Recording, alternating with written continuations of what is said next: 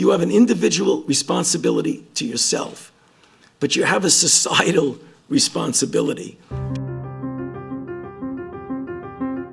When you have an outbreak of an infectious disease, it's a dynamic process that is global. So remember, what happened in China affected us. What happened in Europe affected us. What's happening here is affecting others. We can't get away from that.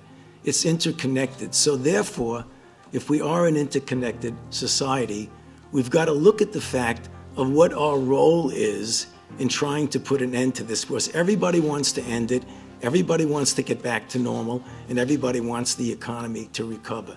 What I think, upon talking to a lot of people and reflecting on it, we have such an unusual situation because of all of the decades that I've been involved in chasing infectious diseases.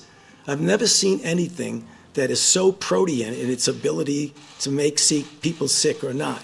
There's no other infectious disease that goes from 40% of the people having no symptoms to some having mild symptoms, to some having severe, some requiring staying at home for weeks, some going to the hospital, some getting intensive care, some getting intubated, some getting ventilated, and some dying. So that depending on where you are in that spectrum, you have a different attitude to this particular thing. But anyone who gets infected or is at risk of getting infected, to a greater or less degree, is part of the dynamic process of the outbreak. And I know, because I can understand when I was at a stage in my life when I said, well, I'm invulnerable, so I'm going to take a risk. I think what we're missing in this is something that we've never faced before, is that a risk for you is not just isolated to you. Because if you get infected, you are part, innocently or inadvertently, of propagating the dynamic process of a pandemic. Because the chances are that if you get infected, that you're going to infect someone else. And then ultimately you will infect someone who's vulnerable.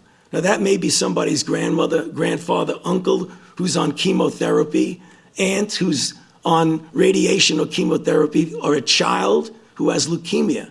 So there is what I call, and again, I just want to bring this out without making it seem that anybody's at fault. You have an individual responsibility to yourself, but you have a societal responsibility. Because if we want to end this outbreak, really end it, and then hopefully when a vaccine comes and puts the nail in the coffin, we've got to realize that we are part of the process.